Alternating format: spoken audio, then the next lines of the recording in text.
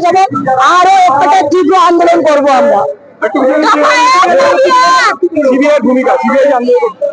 CBI কে দেওয়া হয়েছে আমাদের যেটা দাবি ছিল, যে ঘটনাটা যে মুহূর্তে ঘটেছিল সেই সঙ্গে সঙ্গে রাজ্যের পুলিশ না ইন্টারফেয়ার করে এখানে আমাদের সিবিআই কে কেসটা সঁপে দেওয়া পূর্ণ দরকার ছিল, কিন্তু সেইখানে আমরা দেখছি রাজ্যের পুলিশ গাড়িটাকে নিয়ে যেভাবে পোস্টমর্টম করে বলছে যে ও সুইসাইড করেছে, পরে যখন সিবিআই এসে তদন্ত করছে তখনই যে দেখা যাচ্ছে বোনটিকে ধর্ষণ করে তার সাথে শারীরিক অত্যাচার করে তাকে হত্যা করা হয়েছে। আমরা চাই এর পূর্ণ বিচার পাক এবং তার পরিবার মেয়ে তো খুঁজে পাবে না, তারা পূর্ণ বিচার পাক এবং আমরা এই রাজ্যবাসী তার পরিবারের পাশে থাকবো এবং রাজ্যমন্ত্রীর পদত্যাগ করতে হবে, এটাই হচ্ছে রাজ্যবাসীর কথা। আর এই কথা রাজ্যবাসীর কথা মুখ্যমন্ত্রীকে মানতে হবে, আর না মানলে আমাদের এই প্রতিবাদ এই আন্দোলন আরো তীব্র হবে, তীব্র করবো আমরা এই আন্দোলন এবং নগণ্য ঘেরাও করবো আমরা।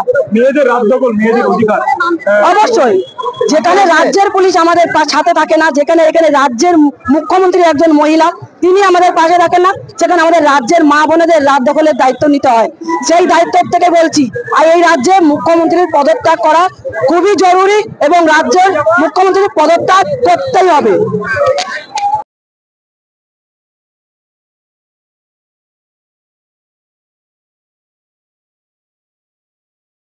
যাতে উনি সঠিক বিচার পান এবং অপরাধীদের শাস্তি পান। এবং আমাদের রাজ্যের মুখ্যমন্ত্রী যে আজকে এত কালোবাজারি অপরাধের সাথে যুক্ত, আমরা চাই এই রাজ্যের মুখ্যমন্ত্রী পদত্যাগ করুক এবং আরো পদত্যাগ না করলে আমরা আগামী দিন নগণ্য ঘেরাও করবো এবং আরো তীব্র প্রতিবাদ জানাবো আমরা। এবং আর এই রাজ্যের যে পুলিশ মন্ত্রী মুখ্যমন্ত্রী, পুলিশের চটি চাটা হচ্ছে এই আজকের মুখ্যমন্ত্রীর চটি চাটা হচ্ছে আমাদের রাজ্যের পুলিশ।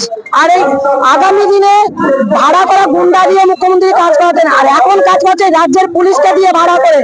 আজকের যে আজিকর হসপিটালে যে ঘটনা ঘটেছে, এই ঘটনার সাথে সন্দীপ দাসের সাথে সাথে রাজ্যের পুলিশও দায়ী এবং মুখ্যমন্ত্রী তার উপরে তার মাথার উপরে হাত আছে মুখ্যমন্ত্রী। আমরা মুখ্যমন্ত্রী পদত্যাগ চাই, আমাদের দাবি কথা এক, দাবি এক, মুখ্যমন্ত্রীর পদত্যাগ।